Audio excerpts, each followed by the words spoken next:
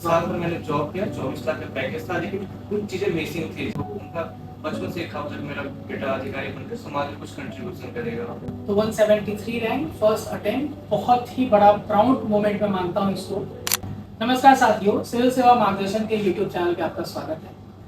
ये सेशन जो हम लेकर आ रहे हैं आपके लिए, इसमें हम लगातार बहुत सारे टॉपर्स के जो स्ट्रैटेजी है उसको आपके सामने अवगत कराएंगे। लेकिन ये स्ट्रैटेजी सेशन बाकी जो भी प्लेटफॉर्म से आपको देखने को मिलता है उससे काफ़ी भिन्न रहने वाला है, क्योंकि ये हम लोग अनफिल्टर्ड स्ट्रैटेजी जो है वो आपके सामने रखेंगे। यहाँ पर ना हमारे कोचिंग का ना हमारे मटेरियल के इंडोर्समेंट के लिए हम टॉपर्स को बुला रहे हैं। इनकी प्रिपरेशन में जिसकी जितनी मदद हुई होगी, इन्होंने जो जो स्ट्रैटेजी फॉलो किया होगा, जिस संस्थान के जिस रिसोर्स को फॉलो किया होगा, ये सब बोलने की इनको आज़ादी दी गई है। ऐसे ही सारे टॉपर्स आपको अनफिल्टर्ड एकदम अपना स्क्रैच से प्रिपरेशन का स्ट्रैटेजी बताएंगे। आज हमारे साथ इस पर्टिकुलर शो में जुड़ रहे हैं राहुल, और राहुल के बारे में मैं अगर बताऊं, ये वो हासिल करके बैठ रहे हैं हमारे बगल में आज, जो बहुत लोगों का सपना होता है। पहले अटेम्प्ट में बीपीएससी निकालना ही नहीं, इस एग्जामिनेशन का सर्वश्रेष्ठ जो हमारा रैंक होता है यानी एसडीएम वाला पोस्ट भी हासिल करना, ये राहुल ने अचीव किया है। इसके लिए आपको बहुत बहुत बधाई पूरी टीम सीएसएम की तरफ से। सर बहुत बहुत धन्यवाद आपको और पूरी सीएसएम टीम को। अब राहुल से हम धीरे धीरे कुछ चीज़ों के ऊपर बात करेंगे, किस तरह से इन्होंने अपने आप को मतलब तैयार किया इस एग्जामिनेशन में, पहले अटेम्प्ट में इतना अच्छा रैंक हासिल करके। मैं चाहूँगा सबसे पहले आप दर्शक को अपना रैंक और पोस्ट बता दीजिए। मेरा नाम राहुल कुमार है और मैंने 70वीं बीपीएससी में 173 रैंक मिला है और मुझे बिहार एडमिनिस्ट्रेटिव सर्विस अलॉट हुआ है। तो 173 रैंक फर्स्ट अटेम्प्ट, बहुत ही बड़ा प्राउड मोमेंट मैं मानता हूँ इसको। सबसे पहले तो राहुल, क्या इसको अभी आप प्रोसेस कर पा रहे हैं? सर बहुत खुशी हो रही है, जो 2-3 साल मैंने मेहनत किया है, मुझे लग रहा है कि उसका फल मिल गया है। और जो मेरे माता पिता है उनके संघर्ष और त्याग को है ना थोड़ा सम्मान और एक नई पहचान मिली है, मैं बहुत खुश हूँ। सबसे पहला फीलिंग रोल नंबर देखते हुए पीडीएफ में? सर मैंने अपना नाम सर्च किया, मैंने सोचा रोल नंबर सर्च करूंगा और रोल नंबर नहीं मिला तो एक सडन सेटबैक लगेगा, तो मैंने सोचा कि नाम सर्च करता हूँ। मैंने राहुल कुमार डाला तो 13 राहुल कुमार आया है। मैंने सोचा नीचे से चेक करता हूँ, नीचे से चेक किया, राहुल कुमार था, रोल नंबर चेक किया, नहीं था। ऐसे करते करते 12 तक मैं गया, नहीं था। अब एक रोल नंबर बचा था और नेम राहुल कुमार बचा था। मेरे को डर लग गया कि क्या होगा, बट फिर मैंने आगे ये पीडीएफ स्वाइप किया तो राहुल कुमार मिला और मेरा रोल नंबर मैच करे। और उसके बाद मेरे कुछ दोस्त लोग थे पहले से ही, मैंने उनको बताया और फिर हम लोग सब कुछ घूम उठे और पापा को कॉल किया और वो भावुक हो गए। बट अच्छा लगा मुझे कि मतलब फर्स्ट अटेम्प्ट पे 173 रैंक मुझे आया। चलिए, सच में काफ़ी यादगार पल होता है जब आप रिजल्ट में पीडीएफ में, उस मैजिकल पीडीएफ में अपना नाम और रोल नंबर देखते हैं। अब कुछ चीज़ें मैं जानना चाहूँगा, जैसे कि एक होता है प्रिपरेशन हम जब करते हैं तो हमारे लिए ना एक टर्निंग पॉइंट या कोर मोटिवेशन होता है कि जिस दिन हमको लगता है कि हमने सोचा कि अब हमको सिविल सर्विसेज एग्जामिनेशन की तैयारी ही करनी है। अगर मैं आपको बैकग्राउंड के बारे में बताऊँ राहुल के, तो वो बीटेक कर रखे हैं ऑलरेडी, इन्होंने 1 साल नौकरी भी की है कॉर्पोरेट में, और अब पैसे की जहाँ तक बात होगी तो वहाँ काफ़ी अच्छा पैसा वो बना सकते थे। तो वही मुझे जानना है, but was a core motivation और turning point which pushed you in this examination? Sir मेरे माता पिता पढ़े नहीं है, मुझे वो लोग 8th तक पढ़े हैं, उनकी फॉर्मल एजुकेशन नहीं है, मैट्रिक तक भी। तो जब माता पिता ने हम लोग को पढ़ाने का सोचा तो उनका बचपन से था जब मेरा बेटा अधिकारी बनकर समाज में कुछ कंट्रीब्यूशन करेगा। 2015 की बात है, मेरे सारे दोस्त कोटा जा रहे थे इंजीनियरिंग के लिए। मैंने भी पापा को बोला कि पापा मुझे भी कोटा जाना है, इंजीनियरिंग की तैयारी करनी है। एंड पापा वाज लाइक कि कोटा क्यों जाना, दिल्ली चले जाओ यूपीएससी की तैयारी करो। बट मैंने अपनी जिद की और कोटा चला गया और फिर वहाँ से मैंने जेई क्लियर किया और आईआईटी मंडी से पास आउट हुआ। साल भर मैंने जॉब किया, 24 लाख का पैकेज था, लेकिन कुछ चीज़ें मिसिंग थी, जैसे कि एक तो पब्लिक इंटरेक्शन नहीं था और दूसरा था कि मैं सोसाइटी में डायरेक्टली कुछ कंट्रीब्यूट नहीं कर पा रहा था। और तीसरी वजह थी कि पापा भी चाहते थे कि मैं कुछ यूपीएससी या बीपीएससी के थ्रू समाज में कुछ कंट्रीब्यूट करूँ। तो मैंने साल भर जॉब करने के बाद सोचा कि नहीं, इधर छोड़ते आप कुछ समाज के लिए करते हैं, और इस वजह से मैंने यूपीएससी की तैयारी की सर।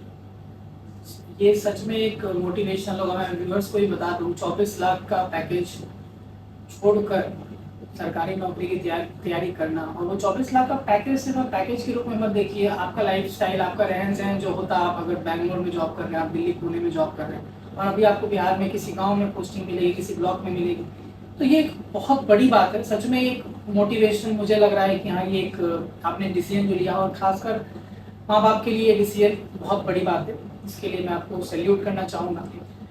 अगला सवाल जो अधिकतर एस्पिरेंट्स हमेशा पूछते रहते हैं, चाहे हमसे एज अ टीचर हमसे पूछते हैं या टॉपर से भी पूछते हैं, कितने घंटे पढ़ाई की, वो तो मैजिकल नंबर, और उसको आपने किस तरह से फिर ब्रेक किया उसके आवर्स को? सर मैं हमेशा कंसिस्टेंट रहा हूँ और रोज मैंने 8 से 9 घंटे पढ़े हैं। मेरे साथ हमेशा से ये रहा है कि मैं 4:30 बजे अभी भी जगता हूँ, 4:30 बजे जगता हूँ और 5 बजे से 6 बजे तक मैं रिवीजन करता हूँ। जो भी मैंने कल पढ़ रखा था उसका रिवीजन करता हूँ, और उसके बाद मैं जिम चला जाता हूँ। जिम से आता हूँ, नाश्ता वास्ता करता हूँ, और 8 से 12 का एक शिफ्ट होता है। तो 8 से 12 में मैं क्या करता हूँ, मैं 2 ही सब्जेक्ट पढ़ता हूँ, और उस 2 सब्जेक्ट में क्या करता हूँ, रोटेट करता रहता हूँ। उससे क्या होता है कि सब्जेक्ट बोरिंग नहीं लगता है और एफिशिएंसी बनी रहती है, और एक ही सब्जेक्ट पढ़ने से कई बार कंफ्यूजन हो जाती है। फिर 12 से 2 का ब्रेक होता है मेरा खाना का, लंच का, और फिर 2 से 6 फिर 2 और सब्जेक्ट पढ़ता हूँ। सेम प्रोसेस रिपीट करता हूँ, 2 घंटे एक सब्जेक्ट, 2 घंटे एक सब्जेक्ट। 6 बजे बाद पेन पेपर नहीं उठाता हूँ, तब फिर तो दोस्तों से मिलता हूँ या फिर किसी से बात कर रहा हूँ तो ये करता हूँ। तो 8-9 घंटे चल रहे हैं हमेशा से। एंड मैं सब्जेक्ट को रोटेट करता हूँ ताकि बोर्डम ना फील हो, एफिशिएंसी मेंटेन रहे। तो ये कंसिस्टेंटली आपने कितने दिन फॉलो किया? मैंने जब से तैयारी स्टार्ट की सर, डे 1 से है, और सर्केडियन साइकिल अब ऐसा बन गया कि मैं अगर 4 बजे भी सोऊं, 4:30 बजे नींद खुल जाती है। आप सुन सकते हैं यहाँ पर कि लगातार 2 साल लगभग रोज 8 से 9 घंटे मिनिमम ये बता रहे हैं, और उन्होंने ब्रेक भी किया इसको कि स्टार्टिंग ही करते हैं शुरू में जो कल पढ़ा था उसके रिवीजन से, फ्रेश माइंड से। उसके बाद 2-2 सब्जेक्ट का 2 स्लॉट ही 4-4 घंटे का पिक करते हैं, जहाँ पर इस सब्जेक्ट्स को रोटेट करते हैं ताकि बोर्डम भी नहीं हो, और दूसरा फोमो जो होता है, फियर ऑफ मिसिंग आउट करे, वो भूल रहे हैं क्या, ये चीज़ से भी बचने के लिए काफ़ी बेहतरीन स्ट्रेटजी आप ये देख सकते हैं एक बार को। अब अगला आपके लिए सवाल जो रहेगा वो है कि जो अभी इस पूरे के पूरे अनफिल्टर्ड सेशन को लाने के पीछे मेरा एक पर्पस जेन्युइनली यही था कि मैं बहुत दिन से बच्चों को ट्रेन कर रहा हूँ, पढ़ा रहा हूँ, गाइडेंस दे रहा हूँ, लेकिन जब मैं कुछ इंटरव्यूज देखता हूँ वहाँ पर जो आता है आपके सामने, जो रुझान देखने को हम बेसिकली बोल सकते हैं, वो ऐसा आता है कि कभी कोई कोचिंग नहीं की, कोई गाइडेंस नहीं, सेल्फ स्टडी किया, टॉपर्स को ही टॉक देखकर समझ गया तैयारी कैसे करनी है। ये सारी चीज़ें मुझे प्रैक्टिकली पॉसिबल नहीं लगती है। तो एक ये भी पर्पस है कि आज हम जो भी सेशन में बुलाएंगे टॉपर्स को, हम ये चाहते हैं कि वो जिस तरह से भी उन्होंने तैयारी की थी कोचिंग के द्वारा या सेल्फ स्टडी, जैसे भी जिसका जो रोल रहा है, वो आपके सामने अच्छे से पेश कर पाए, क्योंकि इन टॉपर्स के द्वारा ही जो बात बोली जा रही है ना, आने वाले जो हमारे फ्यूचर एस्पिरेंट्स हैं उनके जीवन में बहुत इंपॉर्टेंट रोल प्ले करता है। यहाँ झूठ बोलना जो है उनके लिए घातक हो सकता है, और ये हम नहीं चाहते इस प्लेटफॉर्म से ऐसा कोई भी बात जाए जो एक टॉपर के, मतलब जो एक एस्पिरेंट के लिए, मतलब आप कह सकते हैं नुकसानदेह साबित हो जाए। तो अब एक बहुत इंपॉर्टेंट क्वेश्चन, जो सबसे इंपॉर्टेंट क्वेश्चन प्रिपरेशन का है, आपने कोचिंग पे रिलाई किया हेवीली, आपने सेल्फ स्टडी पे रिलाई किया हेवीली, कि दोनों का एक मिक्सचर आप मानते हैं? मैं बहुत हद तक कोचिंग पे सर डिपेंडेंट था। मैंने टू बी ऑनेस्ट, मैंने कभी आज तक लक्ष्मीकांत क्वालिटी लक्ष्मीकांत नहीं पढ़ी सर, हिस्ट्री के लिए कभी स्पेक्ट्रम नहीं पढ़ा, कभी एनसीईआरटी नहीं पढ़ी, और कभी न्यूज़पेपर पे नहीं पढ़ा। हाँ, न्यूज़पेपर पढ़ना हॉबी है मेरा, लेकिन मैंने एग्जाम प्रिपरेशन के पर्पज से कभी नहीं पढ़ा सर। मैं पूरी तरह कोचिंग पे डिपेंडेंट था, क्योंकि मुझे लगा वो वन स्टॉप सॉल्यूशन है। आप डेली आते हो, क्लास कर रहे हो, टेस्ट दे रहे हो, एनालिसिस कर रहे हो, ये सफिशिएंट है। मैंने रिसोर्सेज अपने जितने मिनिमाइज कर सकता तो मैंने किया, और उसके बाद जब मेरे सिलेबस खत्म हो गया, उसके बाद मैं पूरी तरह ना सेल्फ डिपेंडेंट हो गया और सेल्फ स्टडी पे। तो आप देख सकते हैं कि यहाँ पर एक बहुत इंपॉर्टेंट चीज़ होती है, जो गाइडेंस की हम बात करते हैं, मार्गदर्शन की बात करते हैं। देखिए, कोई भी कोचिंग ज्वाइन इसलिए नहीं करता है कि उसको कुछ आता नहीं है। कोचिंग ज्वाइन करने का पर्पस ये है कि अगर समंदर है सिलेबस, तो उसको निकाल कर एक पर्टिकुलर कंसाइज सेट दे देना, ये टीचर्स काम करते हैं क्योंकि उनके पास एक्सपीरियंस होता है। राहुल को जिस तरह से, जितना मैंने पढ़ाया जब तक, तो मुझे ये चीज़ हमेशा, मैंने इनको क्लास में बताया था कि आपको फिर लक्ष्मीकांत पढ़ने की जरूरत नहीं पड़ेगी, आप अगर इस पर रिलाई करते हैं, क्योंकि लक्ष्मीकांत पूरे देश भर के एग्जामिनेशन के लिए किताबें बना रहा है, और हमारा पर्पस क्या होता है, टीचर्स भी वो क्यों पैसे दिए किसी भी कोचिंग में जहाँ पे पढ़े, पैसा इसलिए दिया होगा कि उनका काम आसान किया जाए। तो इन्होंने दोनों चीज का इस्तेमाल किया है, सिर्फ कोचिंग ही इनका सिलेक्शन नहीं कराएगा, अनलेस वो 9 घंटे का सेल्फ स्टडी जो आप देख रहे हैं। तो पहले सिलेबस कंप्लीट करना एक स्मार्ट तरीके से गाइडेंस में रहते हुए किया इन्होंने, फिर आपने सेल्फ स्टडी के ऊपर पूरा फोकस किया और 8-9 घंटे लगातार साल भर इन्होंने तैयारी की। तो एक बैलेंस अप्रोच इनका हम कह सकते हैं कि ये लेकर चले थे। क्योंकि देखिए मैंने 2-3 इंटरव्यू देखा जहाँ पे खासकर जो टॉप रैंकर्स हैं कि हमने कहीं कोचिंग ही नहीं ली। देखिए मैं एक रियलिटी बताता हूँ, मैं इस इंडस्ट्री में काफ़ी दिन से हूँ। आपको अधिकतर ऐसे बच्चे जो बोलते हैं कि हमने कोचिंग नहीं ली या हमने कोई गाइडेंस नहीं लिया, वो 2 तरह से होता है। पहला होता है कि they have either prepared for UPSC इन दिल्ली। अब वाजीराम कोचिंग तो नहीं आकर क्लेम करेगा कि ये हमारा बच्चा है बीपीएससी निकाला है, क्यों करेगा, विजन क्यों करेगा क्लेम। तो अधिकतर बच्चे मैंने देखा है अपने जर्नी में, इस करियर में, कि कुछ बच्चे ऐसे हैं जो यूपीएससी की तैयारी करके आए। ऑब्वियस सी बात है उनको नहीं जरूरत है कोचिंग की बिहार में।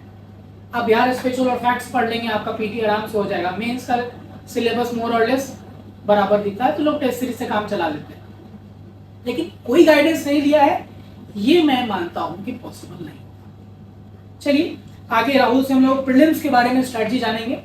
तो प्रीलिम्स में एक इंपॉर्टेंट क्वेश्चन अभी सामने ये उठ रहा है राहुल, कि नेगेटिव आने के बाद, और अभी इस साल जो ई ऑप्शन इंट्रोड्यूस हुआ है कि आपको हर ओएमआर का रखना जरूरी है, नहीं तो वो नेगेटिव माना जाएगा। इसके बाद किस तरह से आप स्ट्रक्चरिंग बताएंगे अपने व्यूअर्स को या एस्पिरेंट्स को, किस तरह से वो अब अटेम्प्ट्स का जो नंबर है वो कितना होना चाहिए, एक आइडियल अटेम्प्ट, आपने कितना अटेम्प्ट किया था वो बताइए। मैंने टोटल क्वेश्चंस 117 अटेम्प्ट किए थे। 117 जी, और मेरी एक्यूरेसी 85% एक्यूरेट थी and I got 92.33 marks in PT. तो उस टाइम ई ऑप्शन नहीं था तो आप छोड़ सकते थे। अभी ई ऑप्शन आने के बाद जरूरी है कि टाइम मैनेजमेंट आपका हो। तो पहले आप उन क्वेश्चंस को अटेम्प्ट करें जो आप पूरी तरह श्योर हो कि ये सही है। फिर जो डाउट वाले एरियाज हैं आप उन्हें राउंड करके रखिए और सेकेंड अटेम्प्ट से फिल करें अगर आप श्योर हो जाते हैं तो। और लास्ट में 5 मिनट या 10 मिनट आपको बचा कर रखें ताकि ई ऑप्शन को आप कर सकें और नेगेटिव से कर सकें। ठीक है, तो आप ये अटेम्प्ट्स को देखकर कैलकुलेट, क्योंकि अभी एक और एग्जाम का नोटिफिकेशन जारी हुआ है और यूपीएससी ने 2 घंटे से ज़्यादा समय नहीं दिया, तो ई ऑप्शन भी रखना है आपको, उसके हिसाब से चीज़ों को कैलकुलेट करना पड़ेगा। अगला सवाल है फोकस और सोर्स। तो पहले बिग 4 की बात करेंगे पीटी में, हिस्ट्री, बिहार स्पेशल, साइंस और करंट अफेयर्स। ये बिग 4 का सोर्स आपने क्या रेफर किया, फोकस एरिया आप किस पे रखते थे ज़्यादा, फिर बाकी जो 3 सब्जेक्ट्स हमारे बचे, पॉलिटी, इकोनॉमी, ज्योग्राफी, उसके लिए आपने क्या किया? सर बिग 4 में पॉलिटी के नहीं, लिए बिग 4 में पॉलिटी नहीं, हिस्ट्री, साइंस, करंट अफेयर्स और बिहार स्पेशल। ओके, हिस्ट्री के लिए सर क्लास नोट्स थे ठीक है। और मैंने घटना चक्र खरीद रखा था तो उससे सॉल्व किए, उसके सारे एक्सप्लेनेशन पढ़े थे। साइंस के लिए मैं जिस कोचिंग में था उनके नोट्स सफिशिएंट थे बट मैंने टेस्ट कर भी दिए थे। ठीक है। करंट अफेयर्स के लिए भी मैंने कोई न्यूज़ नहीं पढ़ी थी, कोचिंग का मैगजीन था वो सफिशिएंट था। ओके। आई गेस मेरे 27 क्वेश्चन सही हुए थे करंट अफेयर्स के आउट ऑफ 30। और सर एक बिहार स्पेशल के लिए एक बुक थी बिहार समागम आई थिंक, वो मैंने पढ़ा था सर। बिहार समागम, जी, बिहार समग्र आई थी। बिहार संग्रह आई गेस। जी ऐसा ही कुछ था। ठीक है। वो मैंने पढ़ा था सर और उससे आ गए थे क्वेश्चन काफी, 102 क्वेश्चन में काफी सही हुए थे मेरे। ठीक है, तो ये हो गया बिग 4 की बात। अब बचता है पॉलिटी, इकोनॉमी, ज्योग्राफी, उसके लिए क्या रेफर किया? सर मैं सच कहूँ तो पॉलिटी के लिए आपके नोट्स के अलावा मैंने कुछ नहीं देखा था। ठीक है। सफिशिएंट था। इकोनॉमी के लिए भी जिस कोचिंग में था सर भी नोट्स काफी थे। ज्योग्राफी के लिए मैंने टेस्ट भी बहुत ज्यादा दे किया था सर। ठीक है, ज्योग्राफी टेस्ट पे आपने दिया। जी जी ज्योग्राफी का पीवाई क्यों जरूरी है? जी जरूरी है और मेरा थोड़ा वीक जोन था वो, अच्छा, तो मैंने कोशिश करके जितने टेस्ट थे उसको ज्योग्राफी में मैंने किया। ठीक है। क्यूमुलेटिवली टेस्ट सीरीज के ऊपर मैं क्वेश्चन लास्ट में पूछूंगा इनसे, जब मेंस भी हम लोग देख लेते हैं एक बार। मेंस के लिए 70वीं बीपीएससी में मेंस ने एक नया कीर्तिमान हासिल किया कि जहां डीआई में 72 आते थे लोगों के, इस बार अगर 40 आ रहे थे तो लगा था अच्छा भी है डीआई। आपका डीआई कैसा हुआ था? सर मेरे डीए के सारे आंसर सही थे और पहले डीए में 2 पेज छूट गए थे, तो मैं अंदाजा नहीं लगा सका कि सेकेंड डीए काफी लेंथी होगा। और मैं जो मेरा यूजुअल राइटिंग है जिस फॉन्ट साइज है मैं वही मेंटेन कर रहा था। लास्ट में गया और डी का फर्स्ट पार्ट मैंने बना दिया था जो नॉर्मल पेज है उस पे, डी का सेकेंड पार्ट और ई मेरे रफ में चले गए, जो काउंट नहीं हुआ होगा, जो काउंट नहीं हुआ होगा। बट फिर भी आप बाकी लोगों से डीआई में आपने बेहतर किया है, ये तो है। तो उस समय एक चीज बताइए, जो भी हमारे आगे के एस्पिरेंट्स होंगे उनके लिए, लोग कहते हैं 45 मिनट टाइमर लगा, ऐसा कुछ एक्सपीरियंस बच्चों के द्वारा सुना था मैंने कि 45 मिनट्स अगर बीत गया आपको डीआई वहीं छोड़कर आगे बढ़ना है। आपका क्या इसके ऊपर राय है? डीआई आप छोड़ सकते हैं, लेकिन दिक्कत है कि वो सबसे ऐसा पोर्शन है कि सबसे ज़्यादा स्कोरिंग है, उसमें नंबर कटने के चांसेस नहीं है। तो अगर आप 5 से 10 मिनट और मैनेज कर सकते हैं तो कर लीजिए, लेकिन बाकी 8 नंबर के मान लीजिए कि शॉर्ट क्वेश्चन होता है, इतना में परफेक्ट लिखेंगे तो 5 नंबर आएगा। डीआई में अगर आप अटेम्प्ट करें तो 8 में 8 मिल जाएगा, 6 में 6 मिल जाएगा। तो 5-10 मिनट का मार्जिन आप रख सकते हो डीआई के लिए, लास्ट में रख लो ताकि आपके पेपर ना छूटे।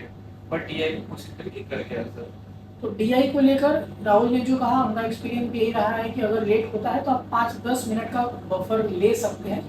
वो 5-10 मिनट का बफर उसी समय लेना है कि लास्ट में लेना बेहतर है? नहीं, आप लास्ट में ले लो, तब तक आपको प्रोसीजर जो है ना ध्यान आ जाता है कि कैसे उसको टैकल करना था उसको। तो आप ये, आपके लिए भी मैं स्ट्रेटजी बताऊंगा कि 45 मिनट्स जहाँ जितना डीआई हुआ आप रुक जाइए, आप बाकी कंप्लीट कीजिए करंट और हिस्ट्री, फिर आप वापस डीआई पे 5-10 मिनट दे सकते हैं। तो इस तरह से डीआई को उन्होंने हैंडल किया इतना टफ होने के बावजूद।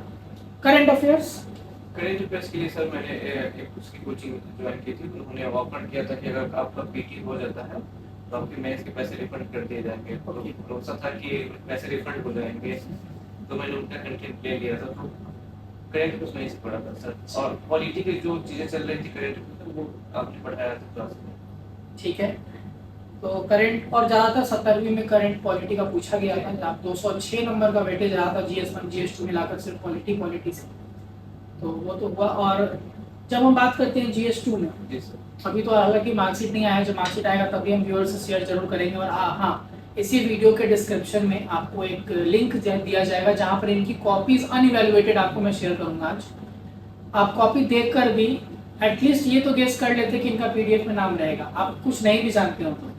जब हमने कॉपी इनकी देखी थी अनइवैल्यूएटेड, तभी इनको बहुत अच्छा नंबर दिया था, BPSC से थोड़ा कम ही दिया होगा, लेकिन ये तो कंफर्म कह दिया था कि आपका सिलेक्शन में कोई मतलब डाउट है ही नहीं।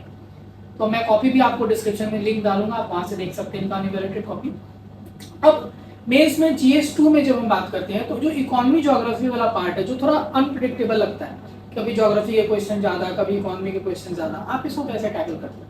एक्चुअली मैंने इकोनॉमी के लिए प्रिपेयर किया था और ज्योग्राफी में अभी पोर्शन भी था, और अब तक क्वेश्चंस आते नहीं थे, तो मुझे लगा कि शायद ज्योग्राफी में मैनेज कर लूँगा, क्योंकि मॉनसून पे क्वेश्चन उन्होंने पूछ रखा था और कुछ और टॉपिक्स थे पूछ रखा थे, जैसे इंडिया का वो हो गया ज्योग्राफिकल डिवीजन। मैंने वो सब प्रिपेयर करके गया था। बट 17वीं BPSC में 2 क्वेश्चन आ गए, एक प्लेटो वाला और एक सॉइल वाला, वो आउट ऑफ द बॉक्स था। एंड मुझे लगा कि शायद ये छूट जाए मेरे से, बट मैंने पढ़ रखा था ज्योग्राफी, बट अच्छे से नहीं था। तो उस टाइम मुझे ध्यान में आ गया कि टेकन प्लेटो का फॉर्मेशन कैसे आया था, रीयूनियन हॉट स्पॉट्स ध्यान में आ गया मुझे, तो मैंने लिख दिया। और मैं बहुत डाउट में था कि मेरा 38 नंबर गया है। मैंने आते ही सेम क्वेश्चन डाला गूगल पे, और मैंने जो आंसर चेक किया तो मुझे पता चला कि यार ये तो मैं लिख के ही आया हूँ, एग्जैक्ट आंसर मिल गया था मुझे। ये होता है कि देखिए कभी कभी आप अगर ऐसे फंस जाए अपने एग्जामिनेशन हॉल में भी, आपको लग रहा है कि इसका आइडिया मुझे नहीं है, तो भी आप थोड़ा सा कामली अगर उसको हैंडल करने की कोशिश करेंगे, थोड़ा ब्रेनस्टॉर्मिंग करेंगे, क्योंकि 1.5-2 साल का प्रिपरेशन है, कुछ ना कुछ आप निकाल लेंगे लिखने के लिए। तो इस चीज़ को आपको हमेशा अपने आप को बैक करना है, कॉन्फिडेंट रहिए, वहाँ पे गिव अप नहीं करना है, वहाँ पे डरना नहीं है। मेंस में एक एसे वाला पार्ट, कि एसे को आप किस तरह से हैंडल किए, कैसे प्रिपेयर किया आपने एसे के लिए? जब मैंने BPSC मेंस के लिए सिलेक्टेड हुआ, तो मैंने UPSC के कुछ टॉपर्स के मेंस ऐसे का कॉपी देखा था। ठीक है, मुझे लगा कि ये तो मेरे से नहीं होने वाला, मतलब इतने सारे स्टोरीज थे, इतने ज़्यादा ये एनेक्डोट्स थे। बट फिर मैंने कोशिश किया, ट्राई कर रहा था, आंसर लिखता रहा, और बहुत सारे स्टोरीज मैंने पढ़ी प्रत्येक चीज़ों के लिए। और मैंने मार्जिन रखा था कि पहले मैं 1 घंटे 3 क्वेश्चन थे ऐसे के, तो 10 मिनट पहले मैंने उसका ब्रेकडाउन जो होता है वो किया कि कहाँ पे कौन सा पॉइंट लिखना है, और उसके बाद नोट टूटा नहीं, वो बनता गया। और ऐसा हुआ कि मैंने 20 मिनट पहले ऐसे कंप्लीट कर लिया था सर।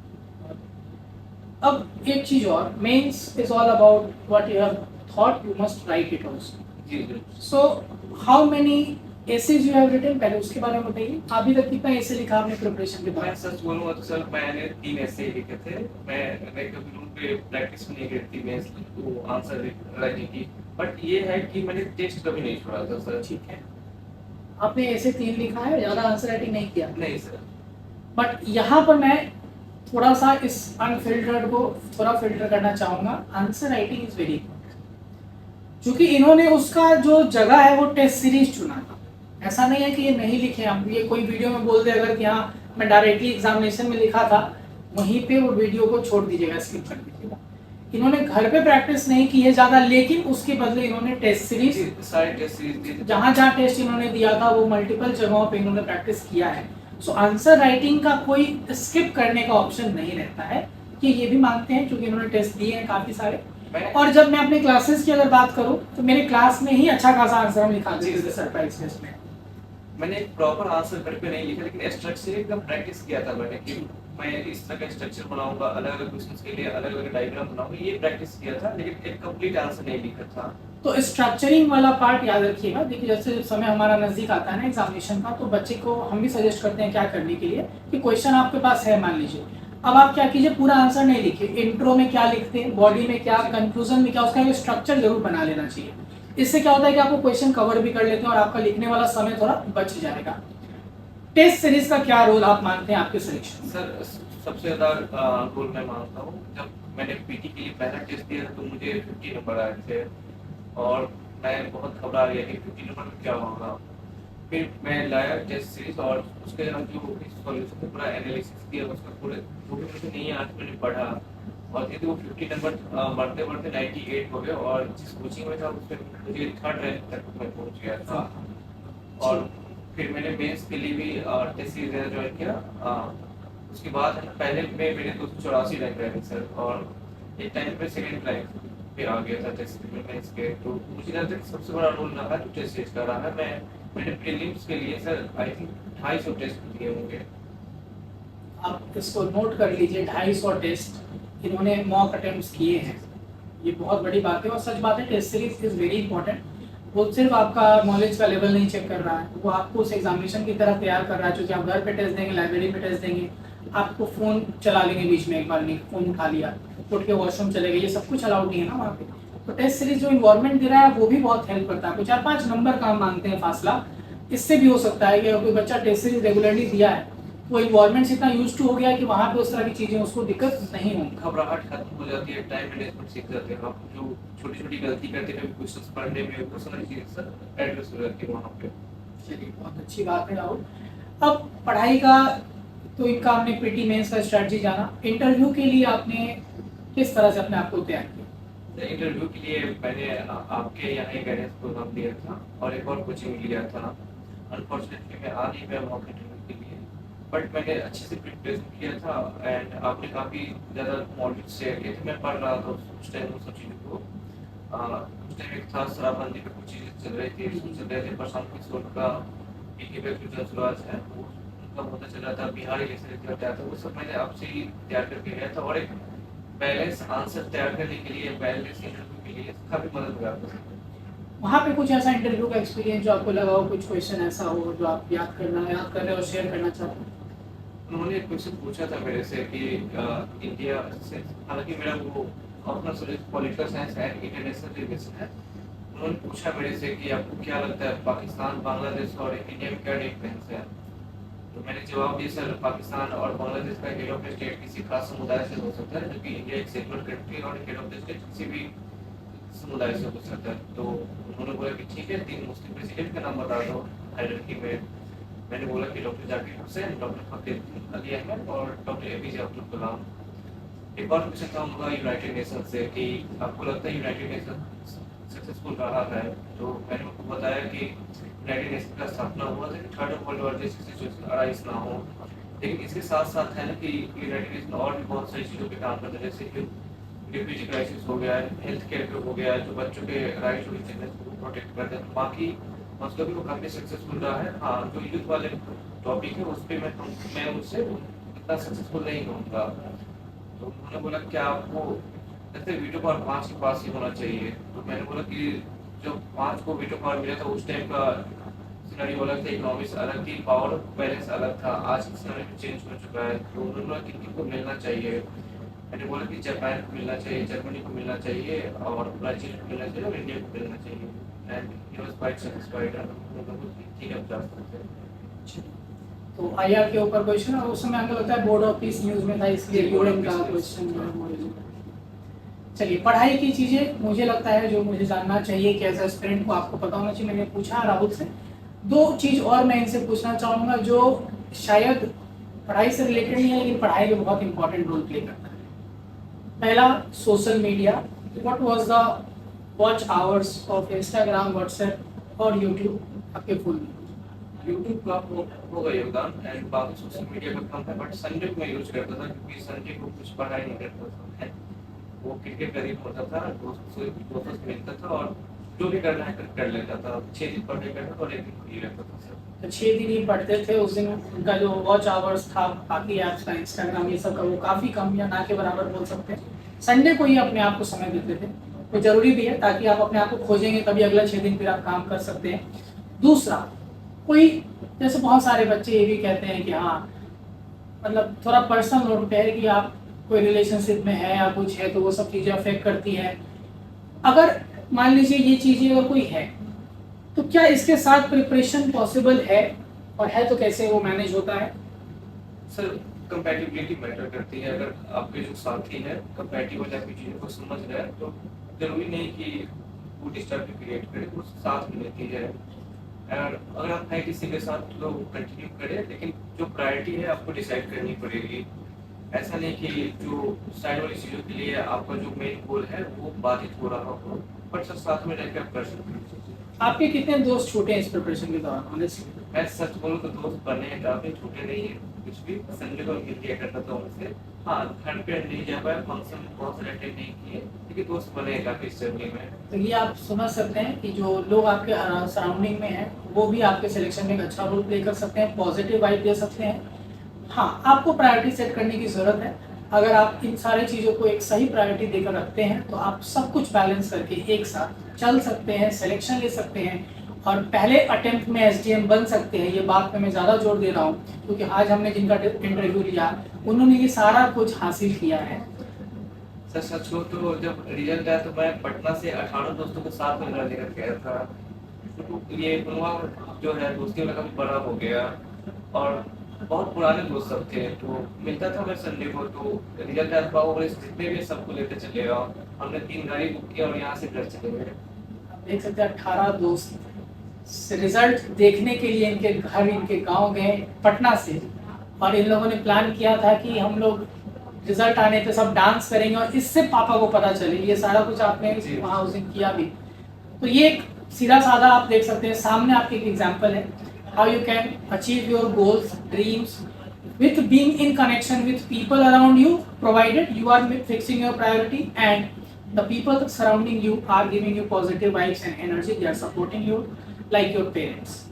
तो अगले इंटरव्यू के साथ हम मिलेंगे फिर किसी और टॉपर के साथ, अगली उनकी स्ट्रैटेजी जानते हुए। आपको अगर लगता है कुछ और क्वेश्चंस हमें पूछना चाहिए तो आप जरूर कमेंट करके बताएं। आज के लिए इतना ही, धन्यवाद राहुल आपका, अच्छा लगा आपसे बात करके। हम मिलेंगे अगले एपिसोड में।